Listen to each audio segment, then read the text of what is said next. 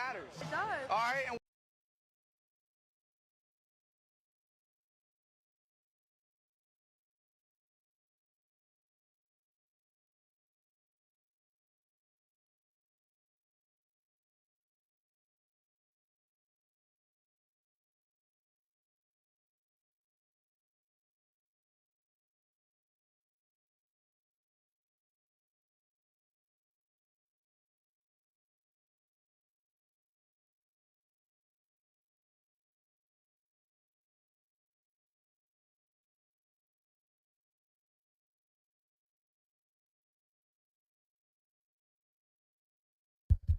All right, guys, what's up? What's up?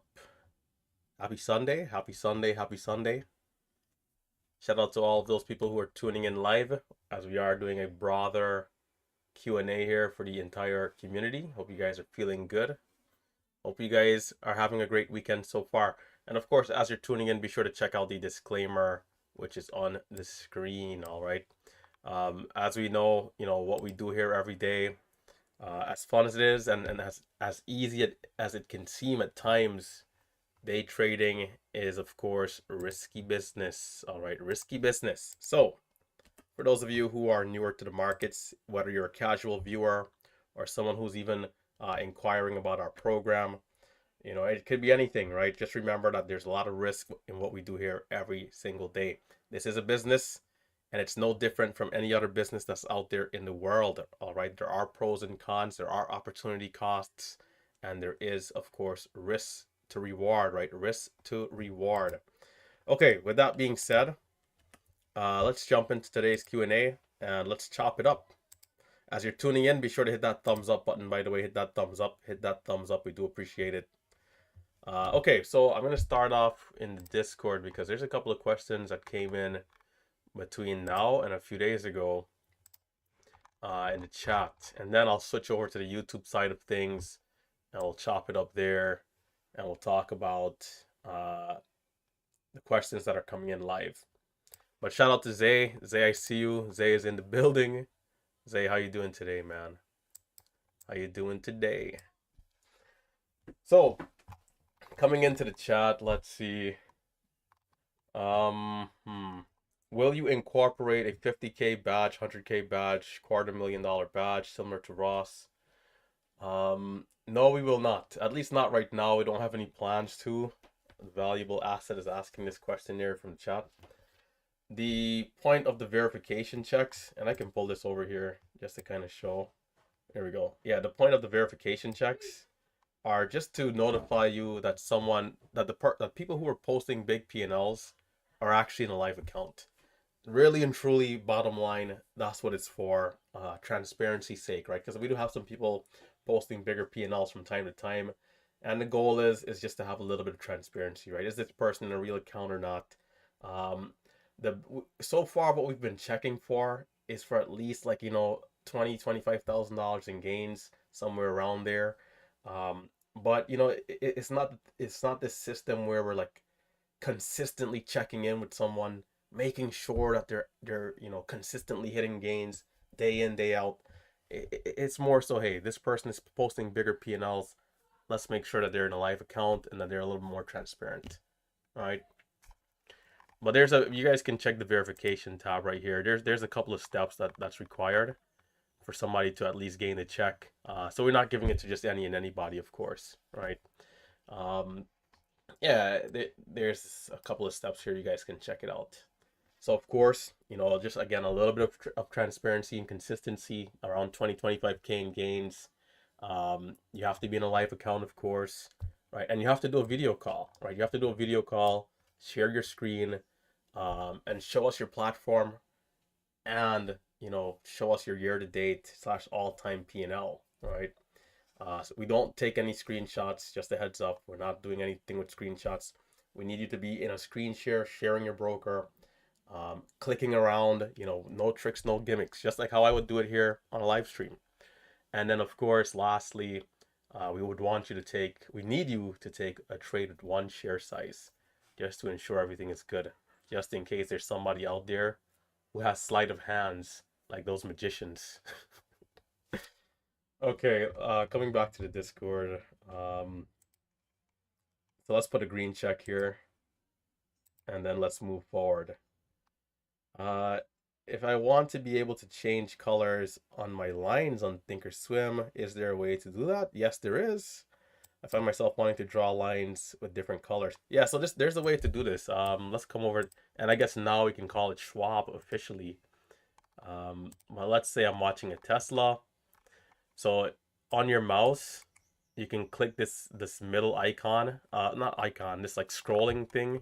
I think it's the third button. I think they refer to it as. Click the third button, and then you can get this bit of a shortcut to your drop down menu here with all your tools. You can select the horizontal trend line, and you can know you play. Well, actually, is this the right one? No, the one with the dollar sign. Yeah, there you go. What's it called? Price level. Yeah, you can select your price level. You place it wherever you want to place it. You can right click it, edit properties, and from here you can edit the price and also the color. Also in the bottom right hand corner, if you want to increase the width of this trend line, you can. You can make it a little dotted if you want to, and once you hit save, it is then applied. And so then it reflects on your screen. And it also reflects on all of your charts, by the way. Someone did ask if there was a way to get it to just reflect on one chart, but I'm not sure if that's possible. But yeah, so that's question number 2. And of course, anytime I'm doing these Q&As, you guys have to bear with me. That's on the YouTube side. I do want to answer the students' questions first, and then I'll move through. All right. And it looks like someone kind of gave a response here too, which is good. Valuable asset coming in clutch. Pre-market breakout, breakdown previous highs. Oh, and this is a bit of a. I personally, I mean, for each of us individually, you can use whatever color makes the most sense. I usually use this reddish color. That is the default color for my trend lines. If I just click on here and place, this reddish color is the color that I use primarily for like highs and lows. But daily levels, I use blue. Some people will use different colors, and I think that's all good. It just depends on preference. Yeah, we didn't have a ton of questions, so this is why I'm also doing this Q&A to the broader community. What's your opinion on Bookmap? Bookmap is like a if you want to call it an indicator, a different way to look at the market, not just through trend lines and so forth. There's people in the community who have spoken to us about it before in the past. People who are more so watching like supply zones, demand zones, um, generally longer hold times. I think it's something that's pretty cool, but it comes down to style and strategy. Nothing. How do I phrase this? It's neither. Got to get my words together here.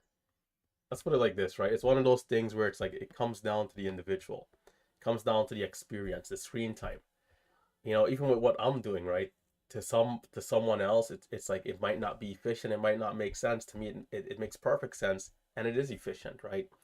So you still have to put in the work depending on the strategy that you're trading. You have to put in that work, you have to put in that time, you have to have that discipline.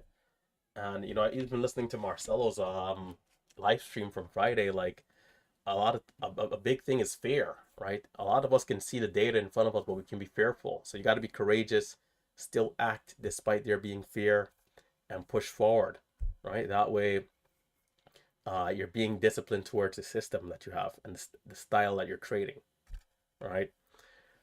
But yeah, Bookmap is not bad. It just comes down to style. For the style of trading that I'm doing and that we're doing here in MMU, it's not necessary. But there might be some students who might just, put their own twist onto it, add their own style to it, and before you know it, they might incorporate it into this strategy and have something brand new that's very efficient, right? That's also a thing.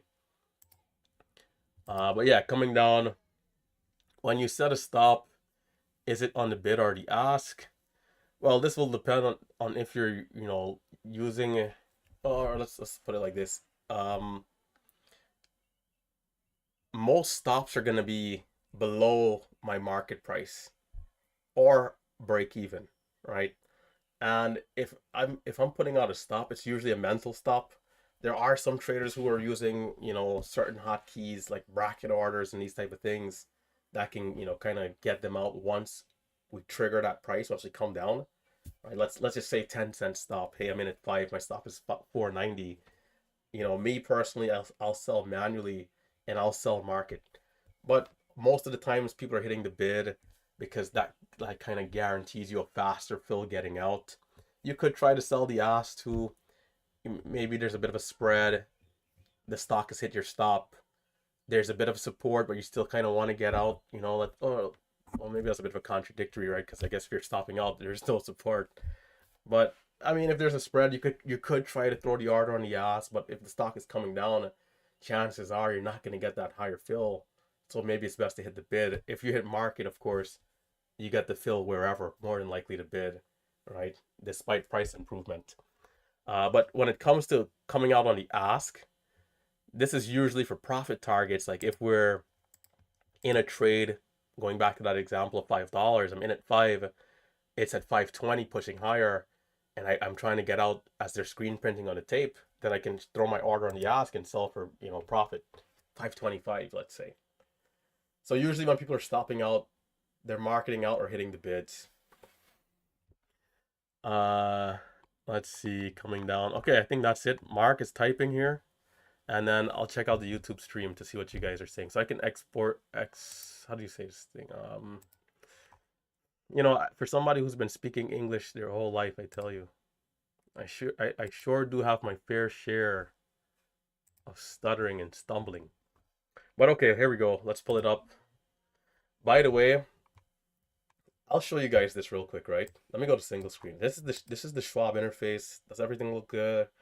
I think everything looks good. I'm a little paranoid right now because I'm gonna keep this dual screen on, I think, without taking it off for some time because it's not showing me my account number. Like, on Thinkorswim on the top left, it shows you the last four of your account number and such and such. I'm not trying to have my entire account number be exposed. I don't want to deal with having to create a new account right now. It's like it's unnecessary and it would be a waste of time. But if it happens, it happens. If it shows on the live stream tomorrow, then so be it. I'll have to do what I have to do for security. But I'm gonna keep this other screen on, and hopefully I don't forget on Monday because it's like it's still a little new and it's not showing everything like the old Thinkorswim would. So just a heads up there. That's why I do have this dual screen over here. I don't need it to just pop up at any time and then Big Steve calling me, RT, you have been compromised. Where did I put it? Where's the chat? Okay, pop out. Okay, got it. Cool. Let's see what you guys are saying here. Dave with the big what's up? How you doing, man? Uh, I've and in effect live. I'm guessing live and in effect. Okay. Happy Mother's Day. Oh shit. Damn. Well, I got it. Jeez. I'm the worst person at this type of stuff, man. Um. Well, let me write this down because I'll forget. You know what's in this is a quick topic I want to talk about here before we continue. I don't really confirm. Is that the right word? Yeah, confirm to like these you know, holidays. Like I don't live by the calendar.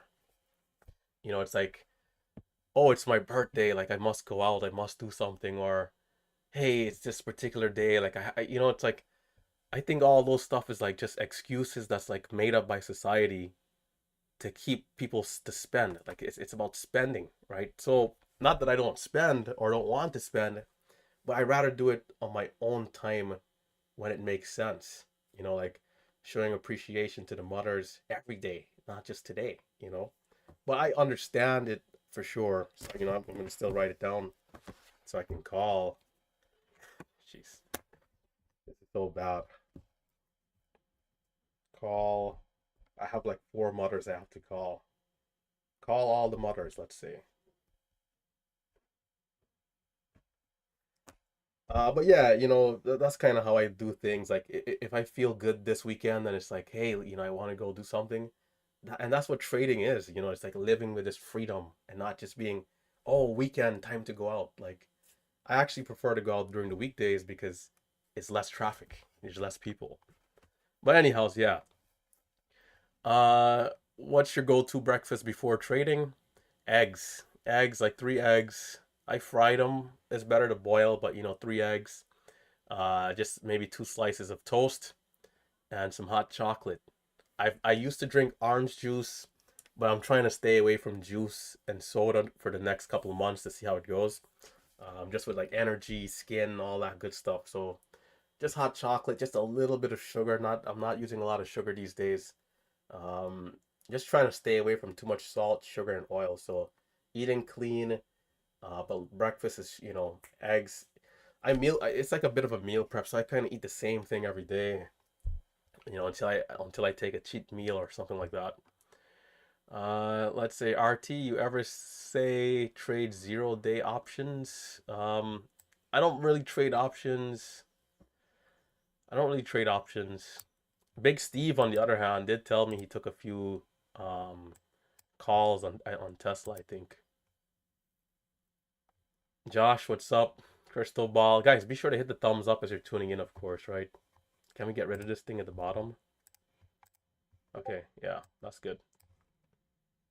Be sure to hit the thumbs up as you're tuning in. Right now we have about 45 people. The next day trading meetup, guys, is coming up soon. Okay, coming down. Anyone know anything about large trader ID? Oh yeah, yeah, yeah. This is something I think once you start to use like a certain amount of size, they'll try to send it to you. I did receive this, but I'm not trading over that level to where it's like I needed to register. So I just didn't. Didn't make any sense. Where, let me see, hold on. I have it somewhere here. Yeah, it's somewhere back there, but I didn't register. It just didn't make sense. If you read through it, it says like if you're hitting like a certain amount of shares consistently, it's like something you like kind of like register to. Not quite, of course, on the level of being a professional trader or any of that, but it's kind of one of those type of things. What's your strategy in trading? My strategy is called hyper scalping, right? So this is where I'm getting in and out hundreds of times within one day. On a active day, I'm usually finishing around 340 orders. So I'm definitely trading a ton. I'm usually trading small cap stocks. And it's still referred to largely in like the trading space as momentum trading, right? Momentum trading. There's been scalping. We've invented hyper scalping, right? So you guys might be familiar with like warrior trading, humble trader, some of these people like that who might be in some positions holding for a few minutes at a time. And some of them are doing very well, right? But for us, we're in and out within seconds. And we're primarily trading uptrending stocks, breakouts, and just the range volatility. So I prefer uptrending, but we can also trade consolidations. Typically, when a stock is downtrending, I avoid it. Um, if there's a downtrend and there's an obvious area for a move up, then I can get involved. Um, what's a stock that we traded recently? CTMX. This one was a pre-market move but sold off. But yeah, something like this where we're uptrending, we get these small breaks in opportunity with the pullbacks, or even within the green candles because we look at the level two. Sometimes, you might say to yourself, man, this thing just went straight up. But for us, because we're watching at the level two, we can see the data coming in real time. And then time progresses. And so this candlestick might be, even on a 1 minute chart, right? If we're to come back, this candlestick took place over the duration of 60 seconds, but within the move, at second number 5, second number 10, second 15, I can see how it's playing out and I can determine areas to go long even within this green candle here. And we call that, the baby pullbacks, right? In price action trades. And even here it's a little more obvious with we're going up, small dip, and then continues. That's what we love to see. Bottoming wicks as we start to come down. You know, ideally here we want to see this bull flag hold up and the 1 minute candle make the new high for a move up. But sometimes we know longer pullback. This is where you zoom out to the 5 minute chart, right? Or let's say this is where we will zoom out to the 5 minute chart, start watching the bigger picture setup. And hey, can we get the 5 minute candle to make the new high? And can we retest high of day? In this case, we did. This was around 655. You can see it was a little choppy coming up at this higher wick here, but still ended up pushing up nicely. And then we ranks and we repeat, right, up until we start to see obvious signs of weakness, aka selling pressure, topping wick candlesticks like this, which is just pretty bearish. This, on the other hand, very bullish despite being a red candle. A lot of buying came in, and by the time the candle was done, we're already back at highs. So this is what our strategy is. Like, you know, throughout these moves like this, we'll trade hundreds of times. So it's kind of interesting because when I post to Instagram and Twitter and like the broader trading community sees this, a lot of people are still in shock. I guess there's so many people trading with commissions and maybe their strategy is catering to that, you know, to those extra fees. So they're maybe in and out just 10 times in a day, maybe 20 times, or maybe it's a lot of trades for them. But for me, 20 trades in a day is like I didn't even do anything yet, right? That's the first minute, the first minute of the open. But yeah, let me come on down. We got Triad Trading in the building, man. Triad, how you doing? By the way, Triad, I was just watching one of your recaps earlier. Really good stuff. Guys, if you haven't checked out Triad, man, you're slacking. You're wasting time. You know, if you're someone out there, especially who's interested, you know, and for those of you guys who are on the fence, right? Not to talk about the course, because I know some people, it's like, oh, you know, here we go again, talking about the course. But, you know, if you are interested, right? I always want to remind you guys that it's not just me that's doing the classes, right? I'm not the only mentor. There's three other mentors: Marcelo, Tim, and Tom, right? Tom, aka Triad Trading. So if you, when you guys do come over to the website, I'll go to full screen here for a sec, actually. When you guys go to the website and you come on down, right here, you'll see all the options, right? And so for Tim and Triad right here, you guys got to check him out, man. You got to check him out. Those archives are rolling in every day, and you can see exactly what he's doing. And he's, you know, primarily using the charts. You know, he's not as aggressive with the level 2 as the rest of us. So it's definitely a bit of a different twist there, and very detailed recaps going over those candlesticks, man. It really reminded me too, because like I'm going through a bit of a funk. It's like I had to start to like remind myself, like, you really can't skip over the fundamentals. You know, the fundamentals are key, man. And coming back to your candlesticks, recognizing weakness early, and you know, going back to also what Marcelo mentioned in his Q&A on his study session on Friday, being courageous in those areas so that in the moment you can respect the data that you're seeing and take an appropriate action rather than to be fearful and miss trades, right? But yeah, we can continue forward here. I'm gonna go back to dual screen. I'm still a little paranoid about this thing. Trying not to have any mistakes here. Okay, let's bring it back. Triad Trading in the building, man. In the building.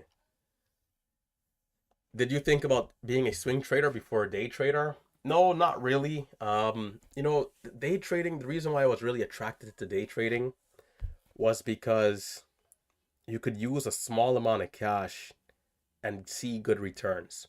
One of the issues with buying the SPY and these larger ETFs is that for someone who has $500, $1,000, $10,000, $20,000, like waiting a whole year to see 8%. Like, what's 8% on 20,000? I got to use my calculator because my mathematics, my arithmetic needs a little bit of work. 20,000 times 0.08, $1,600. I guess 10% would be 2K, right? Yeah. Waiting a whole year to make $1,600 off of a $20,000, you know, balance is like it's slow bucks. The SPY really becomes very attractive when you have a lot of money, like, you know, half a million, or maybe not even a quarter million, like half a million, and then you're seeing 10%, 8% on a million, 80K, then you're talking about some sort of money, right? So that's what really attracted me to day trading, is that hey, you could have a small account, and if you master the skill, you could potentially be able to gain some income. You know, it's still active income. Day trading is still active income. If we don't trade, we don't make money. If we fall and break our hands tomorrow, we can only watch on, right? So it's still active income. We have to work for it. But you know, going through the process, being disciplined, and making it to the other side of consistency, it took a while, but for sure, definitely is paying off. So swing trading, whilst there could have been a chance for me to do that, it just didn't quite align with where I was mentally at the time and financially. I think it can be wildly profitable, but of course, also maybe a little on the slower side, right? Also a little on the slower side. So happy Mother's Day in case there is a mother watching on. Happy Mother's Day, right? Maybe there's a few. Coming down, let's see. Using market entries and exits. The hard part for me is entering during the pullback and exiting on the moves. Uh, and exiting on the move on the up moves to get better fill prices. The key is, and which is why I get caught sometimes. The key is to wait for the spreads to tighten up a little bit, right? Because sometimes even with these stocks at like $5, $6, $7, $8, even $3, sometimes there can be a spread, and if you're filled high, it it one, you're losing out on potential profits that you could have had. Two, it throws off the risk in the trade. And so, let's say you're buying a stock at $3, let's say 320. You're buying a stock at 320 on a pullback, but the spreads opened up, or even due to sheer volatility, you're buying at 320, 321 area, and in that moment of you buying, the stock is already back at 329. This has happened to me the last 4 or 5 days, really, while it was red. Like, that is the number one factor why I struggle these last couple of days, is that volatility, right? And because for months on end, even years on end, really, when I look for these indicators of the spreads tightening up to get in, to ensure my risk is limited in terms of a high fill, I still got high fills. It's one of those things that was a little difficult, right? So of course, what you can do is utilize limit orders and or limit orders with offsets. That way, for sure, hey, if I put a limit order at 320, if I don't get filled, that's it. I'm not getting in high. Just requires a little bit more discipline and patience, and even the understanding that you could get partial fills, and to not get frustrated if you do, right? And then on the upside, you can always utilize selling on the ask, especially if green is printing. Um, but if the spreads are tight getting out and you mark it out, you should see a decent fill. But again, the volatility. I mean, I remember, what was it, Thursday of last week, selling for like 30 cents of gains. In that millisecond, the bids open up, drops down 20 cents. Instead of making about 30 cents, I made 10 cents on some trades. And it's like, when I do these recaps and these things and I tell people how it's close, like I'll sit here and say, hey, okay, I'm red 1500 today, but today really could have been a $5,000 day. Like, some people, they don't understand that. And not everybody will get it right away, especially if they're not trading our strategy. But sometimes it's really that close. Some trades, if it had played out a little differently, and sometimes even decision making too, right? Um, but it's a very, very, very close tightrope walk. But yeah, moving forward here. Let's see. People say they've been trading for years, but it's often off and on. I think a better metric is number of trades and hours of screen time. How many trades and hours do you think it takes to become profitable, to be profitable? This is a good question. The thing is that I can't give a straight answer because there's a lot of variables. That's the first thing to say. Because we've seen a few people, like for example, Save, Crispy. Like we've seen a few people who they just sat at the computer and like next day or something, like they already like they already knew what they were doing. Like if you ask me, I don't know. I don't know, man. Like that is insane. Are they not telling the full story? Maybe, I don't know. Did they like go through some sort of training or education beforehand? Perhaps, right? But you definitely you definitely need to be consistent. You definitely need to be available, right? Some people they want to learn how to trade, but they're in this dilemma where and a few people I've had this conversation with, right? They're head of household, they might have the kids, they might have a nice job that they, or career, but they also want to learn how to trade, but there's a conflict of interest. There's an opportunity cost as well, if you want to say it like that, right? But there's a conflict of interest, and they have that responsibility, but they also don't have the time necessary to trade that first hour. Because, for what we're doing, can you trade power hour only and do well? Yeah, it's possible, but the first hour is really good for practice, even whether in the sim or with small size. And then, of course, studying at the end of the day, whether for 30 minutes, an hour, whatever time you have. So some people, they're remote for one day out of the week. They can trade for one day out of that week and then not again till next week. Like it's just a little too much inconsistency. So coming back to the question, like you really need to be available and you got to be here every day and you have to be actively trying to improve. Like I remember when I used to game, I used to play video games and the game would show you how many hours you've played for. And there's people who play the game for like 140 days. Like, of course, yeah, that's not all at once, but maybe they do 7 hours today, 7 hours tomorrow, right? This back in these days, it's like, we're in high school and there's people not doing their homework. I mean, I'm a little guilty too, but they come home and they just game. On the weekend, they're just gaming, right? So over the course of years, their screen time added up to all these hours and days, right? I'm definitely guilty of this. I mean, I logged a crazy amount of time, like too much time as well myself, but I would be able to see some people excel, become better, and then other gamers, it's like, man, this person played for 100 days, but they're like, struggling against a team that was not very good, right? So you have to, you not only have to be here, but you have to actively look for ways to improve.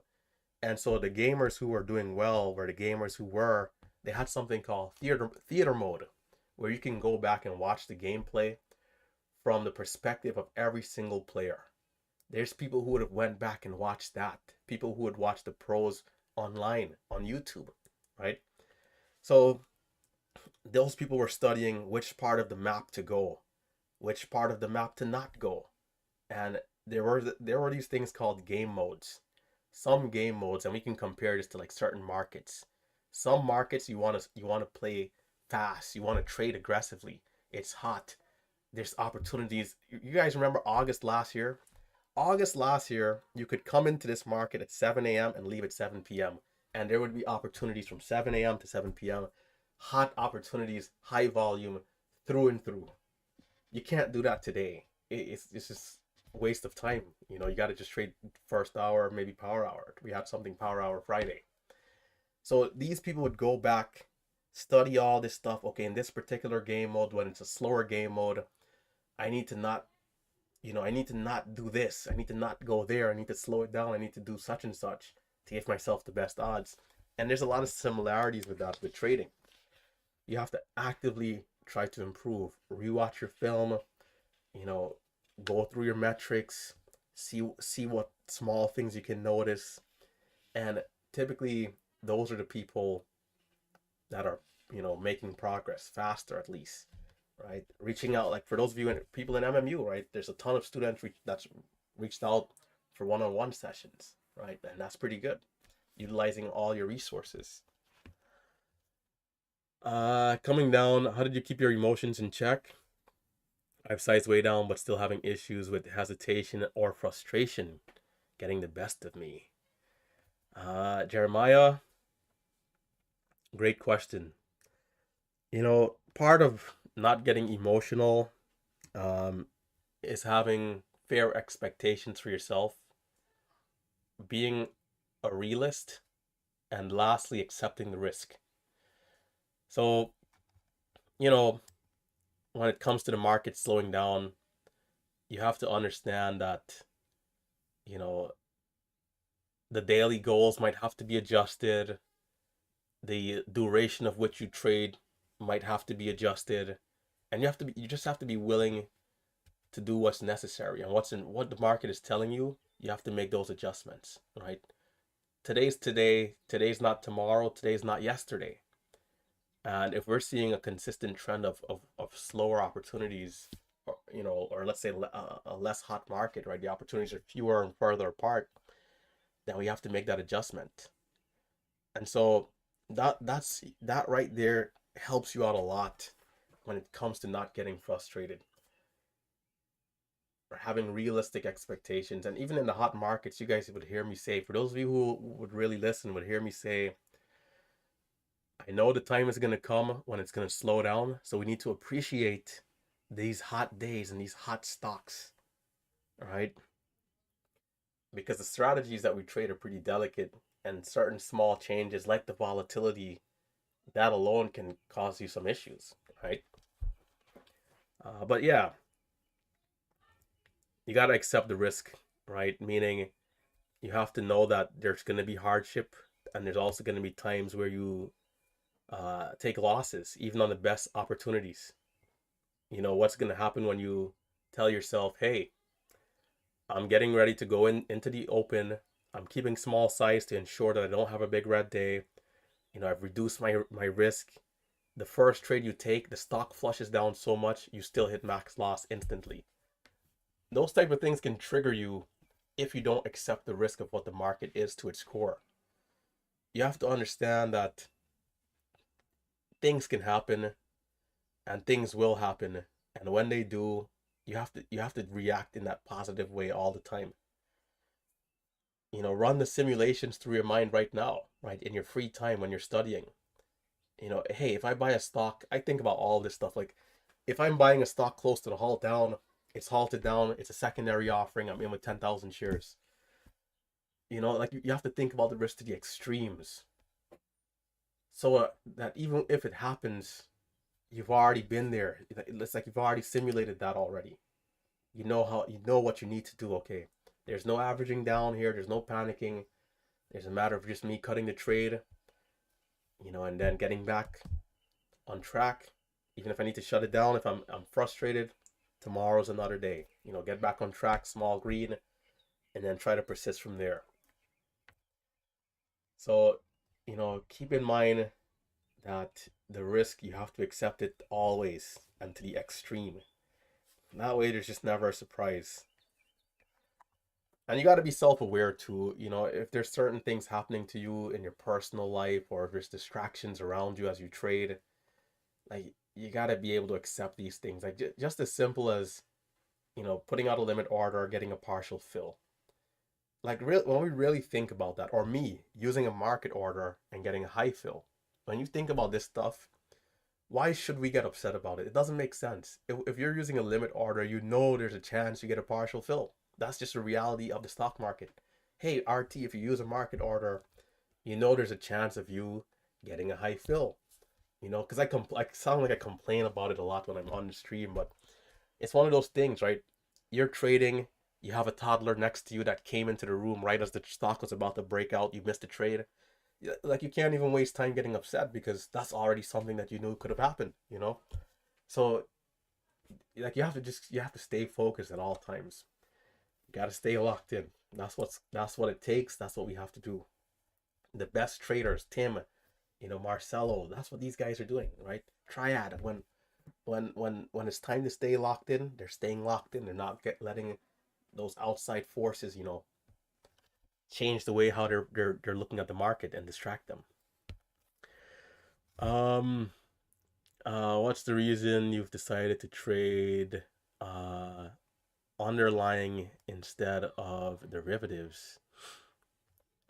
I mean, it kind of just comes down to just, how I came across the market. My brother was the individual really who, came to me. I can't remember if it was Ross or Tim Sykes. Came to me with one of those guys, a video. This is like 6 years ago. Like, hey, this guy said he made $10,000 in a day. And, it's like going back to those days, like, is something like that real? Not understanding money, not knowing anything about the market. And you kind of start to see a lot of this, like, penny stock world. Guys like Clay Trader. I mean, there's so many people. I mean, shout out to John at Beginner Trading. I watch John at Beginner Trading to this day, almost every day. I mean, now he's doing like large caps, but that's kind of how I kind of like, came into this space, saw that there were bigger traders who are like doing it in this space. And it's like, hey, if they can do this thing, more than likely, if I put in time, I can do this thing too. And that's how it's been with me with everything. Like, not to sound like arrogant or anything, because I'm not perfect. I don't know everything. I still to this day I'm not even a master at trading yet, but what I've noticed throughout my life is that if I put time and effort towards something, I can improve on it. My grades in school, uh, and I just mentioned about gaming. Like, when I was in high school, I wouldn't do all my assignments because I was kind of gaming a little bit, right? And with the time that I put into gaming, I would notice that I'm getting better as I'm actively trying to improve. Okay, got a little older, graduated high school, went to college. Hey, time for me to get straight A's because now I'm serious about what I'm trying to do in life. Put my energy and time towards school, library, 9, 10 p.m. And, I went to Rutgers, right?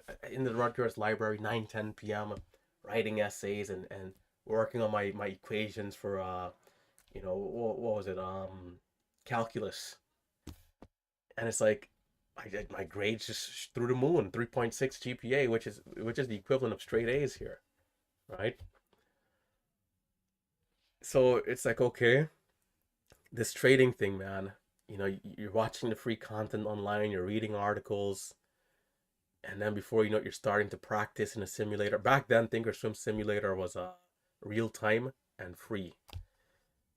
I mean, it was such a great. I mean, it was like a blessing, really, to have that simulator. Because imagine I went live and people who were watching me for weeks, they didn't even know I was live at that. Like, that's how seamless the transition was once I was ready. There was only a small difference of that orange thing on the outline of the screen.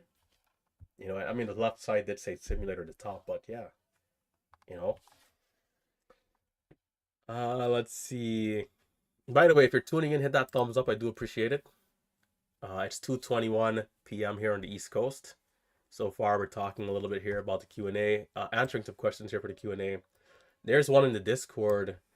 Good morning, RT. So far, I have been green every day with small size and a cash account. My question is, am I fooling myself into thinking I turned the corner once I sized up, or am I green just because it's small size?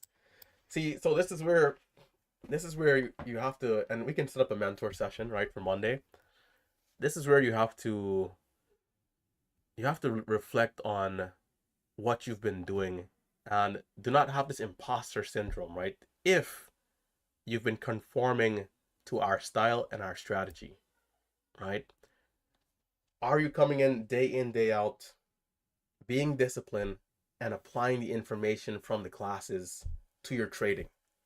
If this is what you're doing, if this is what you're doing day in, day out, and you're using small, because you remember the point of small size isn't like, it's not about making money, right? The simulator, small size, it's not about making money, but proving concept, proving that you understand the strategy. And that's what, when you have that, when you've proven that you understand the strategy and that you can trade well, then you're essentially already making money. The money is just like a byproduct of you understanding the strategy, right? And that's why they say it can be exponential, because you can then increase your size and stick to the same, style of trade, the same rules, the same level of discipline. What gets people is when they increase the size, their emotion takes over, right? And they're not executing the trades with the same levels of confidence and precision. And because trading is so delicate, that alone throws off the strategy. And when you should be profitable, you're holding a little longer. You're hesitating. You're holding a loss a little longer. You're hesitating to get in because, oh my gosh, instead of this being 10 shares, this is actually 1,000 shares. You become afraid. So again, going back to what Marcelo mentioned in his live stream, being courageous. We all feel fear. Myself, Tim, Marcelo, Triad. We all feel fear. But, you know, you have to be courageous. And what that means is that you have to act and do what's right despite feeling fear. And that small act right there of aggression, right, can make a difference. So we can book a session for tomorrow after the live stream, and we can talk. I mean, I'd love to see some of your recordings, and of course we can look through your trader view, and if everything looks good, you know. And remember, even with the small size, like let me go to single screen and show you guys something. This individual is not a part of MMU. I did message her recently, but this is the type of mindset that you have to be on. And shout out to Beam, by the way, who, one of our students who's doing well here. Let's come on up. Is it Shay? I think her name is Shay. Shay. I might need to search for it. Shay. Yeah, here we go. This is the type of mindset here, right? And going back to when Marcelo first went from the simulator to his live account, he was using 10 shares every day, 10 share size. But this is where the brain becomes very powerful. You can simulate the numbers in your mind. And for Marcelo, he's adding those extra digits at the end of his share size. So in his mind, he's actually already trading with 1,000 shares. And as your mentor, as your teacher, I can assure you that when it comes to the liquidity and the fills, especially on stocks with tight spreads, I mean, all the stocks we're trading are pretty liquid, right? It's part of our criteria that the stock has high volume. I can assure you that, you know, you're not going to have a hard time getting in with 1,000 shares versus 10 shares, or 500 shares versus 10 shares, or even 200 shares versus 10 shares. The speed at which you'll be filled will virtually be the same. You'll just have to, of course, be very careful when it comes to sizing appropriately depending on the price of the stock. Because as we know, 1,000 shares on a $1 stock is not the same as 1,000 shares on a $20 stock, or even a $1 stock that's going up or down 10 cents in just a few seconds or a second or two. But for stocks where, we're moving up, we're uptrending nicely, but the range to the downside is limited and there's good potential as we're pushing forward. On those stocks, you shouldn't have any trouble with liquidity at all, right? But yeah, this is the type of mindset here. I'm green $23, but mental green 2.3K. So you're already programming your mind as to what it will be and what it needs to be and what it is, right? Because it all really and truly is an illusion, man. This whole thing is kind of crazy what we're doing here. If the market was more liquid and for this style of trading that we're doing, I think there would have been people who would have been making even more money already. The reason why a lot of us aren't really going over 10,000 shares a lot is the liquidity, issues. And then of course there's also the risk. So our risk tolerance, of course, some people are going to be more aggressive than others naturally, right? But yeah, so we can set up a session for Monday. Definitely DM me, and then we can go from there. There was another question that came into.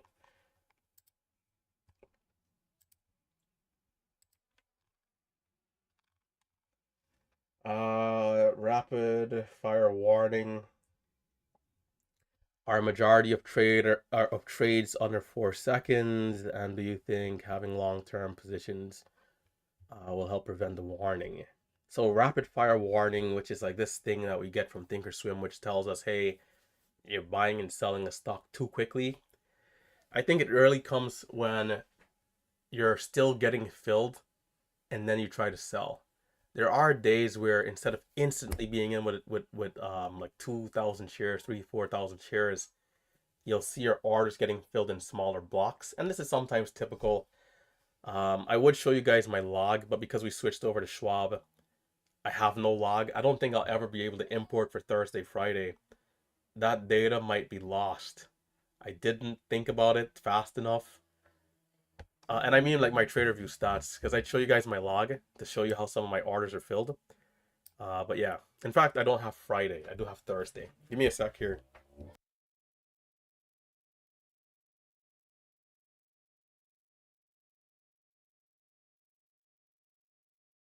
Of course, my nose is still getting stuffy. Normal things, right? The usual here on the live stream. By the way, guys, hit that thumbs up. We got over 55 people, but only 26 likes. Can we get up there to 50 likes? I know you guys love these sessions. And this, for me, this is great too, right? It always keeps me engaged, keeps me focused. Keeps me focused. After this, I am gonna do a small review about 40 minutes. I want to go through some trades. I want to go through some trades on my laptop. I'm gonna review some of Marcelo's trades, some of Tim's trades, some of Triad's trades as well, and then I want to go back also to see some of the areas where I lost money. And I did touch on it on the recap a little bit, but I kind of just want to brush up my memory. Because Friday I lost a lot. Like I was green on the day, but like I lost a lot of money along the way, which I think could have been avoided. Could have been like a $1,500 day versus the 700.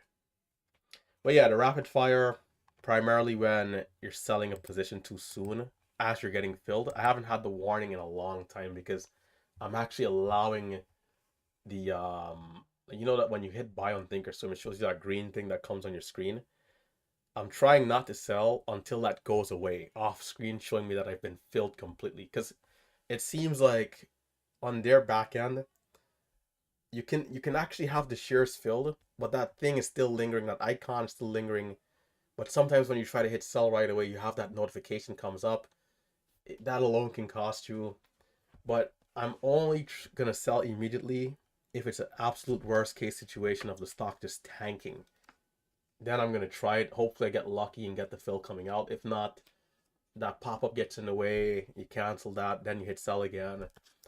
And you have to prepare for a loss, of course. Yeah, I think there's a couple more questions and then we can get out of here. Was there a point where you thought you turned a corner but was wrong? Um,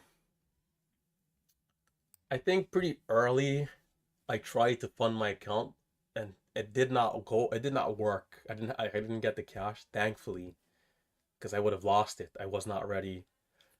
But I think that was just me being naive more so than a little naivety, I would say, rather than like any sort of like false confidence, really. This is like super early, maybe like just 1 year in. I think I had like a green month and it's like, okay, I got this in the bag. But a lot of times you got to go through different markets, and it's why we tell our students, hey, at least a few months of like, consistently doing it rather than just 1 week. I had a mentor session like 2 weeks ago, or maybe a week and a half ago, where it was like, hey, I'm green on this month, I'm ready to go. But it's like, hey, let's make sure that we are where we need to be before we take the next steps, right? Because there's no rush. I think Tim is a great testament as to why there's no rush. You know, it can take you a year, 2, 3, 4 to get to where you need to be. But just know that the journey is necessary. And when you get to where you need to be and you're putting that risk out there and you're consistently doing well, the gains will come very quickly. Don't rush to the destination. Once you get to the destination, the speed is going to be there waiting for you. But take the process, enjoy the process, enjoy the journey, do all the necessary steps. No sound? There should be sound. Should be good.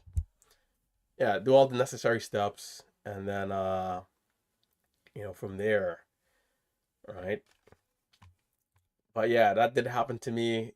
I didn't get the money to get transferred from like the loan I was trying to get.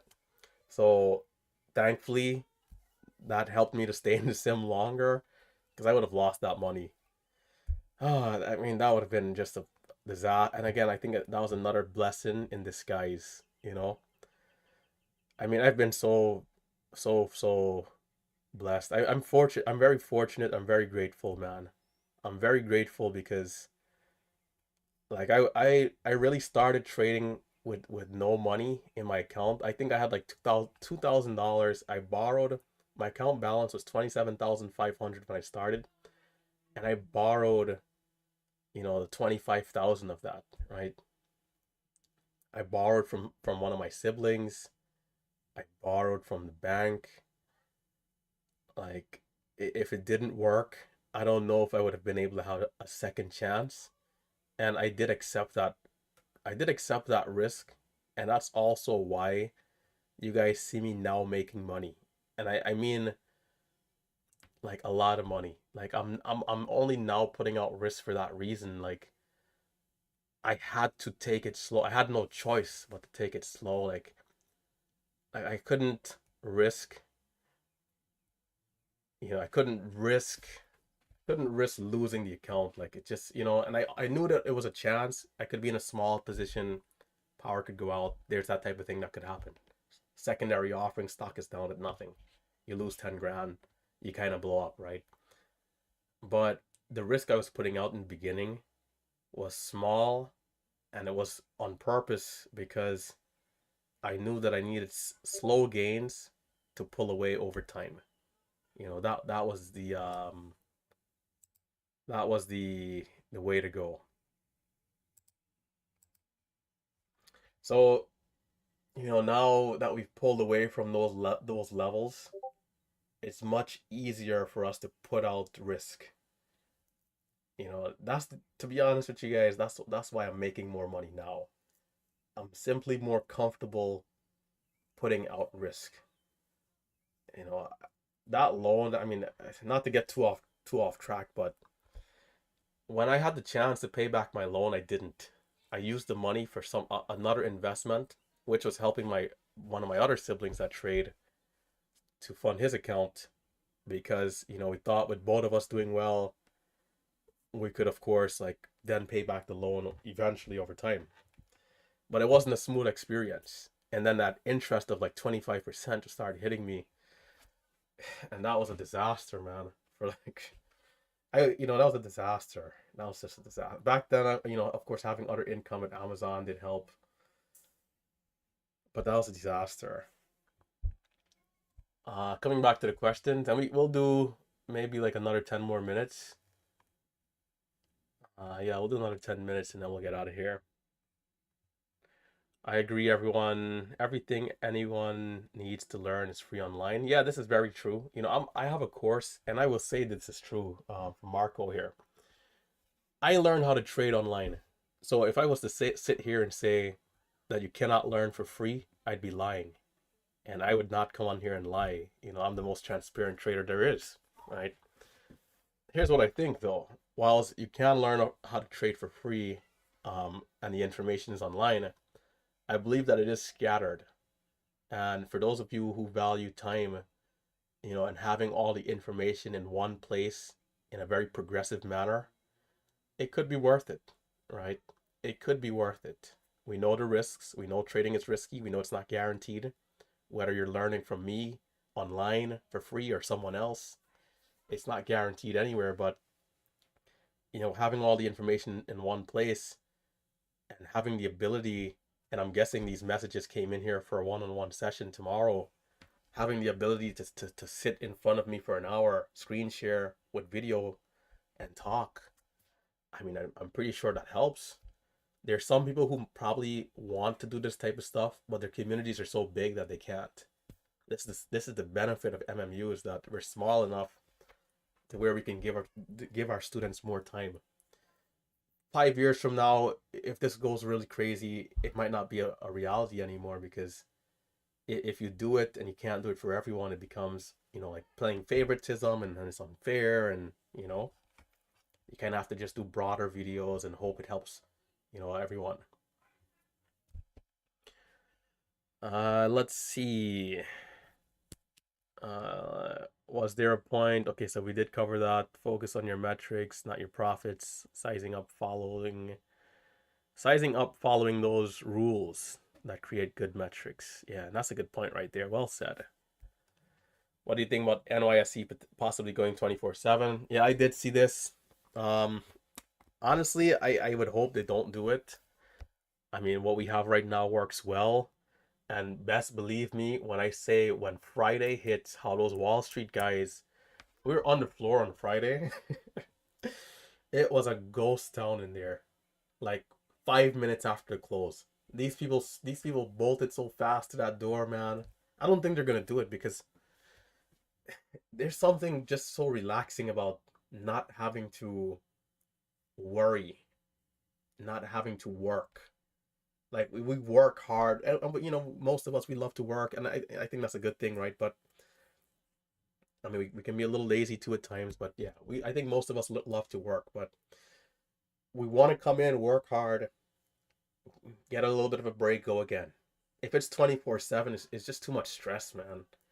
Like these big people, these big hedge funds and so forth, these big banks, like having to worry about something on midnight on Saturday or midnight on Sunday, like which is what the forex market is kind of like, and maybe there's systems around it to where there's like maybe 9:30 a.m. would still be the hottest point in the day, maybe, but I mean, it would be different. But on the other side, right? So that's me saying I would not like to see it. On the other side, if it does happen, life is all about change. And we have to embrace the fact that change is constant. Just like us going from Thinkorswim, well, let's say TD Ameritrade to Charles Schwab. Change is constant, and we must do what's necessary for success. If we realize, hey, the hottest moment is now 8 p.m., well, best believe I'll be here at 8 p.m. every day. The live stream would change up very drastically, but that if that's what's necessary, then that's what I'll do. Hopefully it's not 3 a.m. because then, it'll be very difficult, but with 600 people tuning in here at 3 a.m., probably not. Right? Maybe we get 50 people on the live stream at that point. How do you know how to do H? This question is weird, strangely, MB, or let's say it's a little off the grammar. This is quite funny. Some days I'm doing these Q&As and I'm having such a hard time reading the questions because they're phrased kind of strange. Do you know how to do from H13 for LTID? So I'm guessing this is a question related to halt levels. And is this supposed to be a T12? Well, H13, I think that might be a halt code. I forgot where the directory is. This website right here does show you all the halt code. It's been so long. Halt search, halt history. Okay, there we go. Trading halt codes. H13, H11. Is there H13? I don't think there's an H13. I'll post this link for you, by the way. Maybe this helps out. But if you're asking how do we know when there's a halt, limit up, limit down, there's two ways. One is Momo Pro, and the other one is, of course, if you're using a software like DAS Trader, where it shows you where the halt level is, up or down. And I can quickly show you guys a live trading archive to demonstrate. So if we quickly look at the screen here, left hand side, stock REBN, at this moment in time we could see that the halt down was at 290, limit down, and the halt up was at 435, and the market price was at 368. This is pretty good because it allows you to make decisions. If we're too close to a halt down and you're someone who's just using the charts, you might not realize that the halt down is coming. You get trapped in stock going down. If there's a halt up and maybe you're being aggressive, you think shorts are getting squeezed, you want to buy into the halt for a bigger move up, or maybe you want to sell your position before the halt up. I typically don't like to hold into halts. I sell into the levels. it gives you that extra insight to make a decision, right? So some people, they don't even use the level 2, but they'll have one open just so they can see these levels. Or in this case, Momo Pro, um, if you watch a live stream video, which I can pull up here too, because we got everything ready. If you watch a live stream video, Momo Pro will show you where the halt levels are if a stock has moved up more than 3% in a recent time frame. And just look at that smile right there. Look at that smile. Hold up, hold up. Look at this smile. You see that smile right there? Relentless trader, baby. Always with a positive attitude and a positive mindset. Yeah, this website is pretty good. And I can post this into the Discord too, just in case anybody in here is interested. We can post it into the day trading section as well. And Marcelo, check out Marcelo's new video. Marcelo posted a new video for hotkeys and perhaps hotkeys at Schwab. You guys can feel free to check that out. We can post the link for this too. I guess I can copy it the old-fashioned way. The old-fashioned way. Yeah, okay, we're getting ready to wrap it up here. Hold up. We're getting ready to wrap it up. Okay. I think I'll take one more question. Let's see. When I learned, I cross-referenced everything. I was reading to make sure I was being led the same information. Focus on the stop. Yeah, having a tight stop is always key. Let's see. Risk should be relative to account size.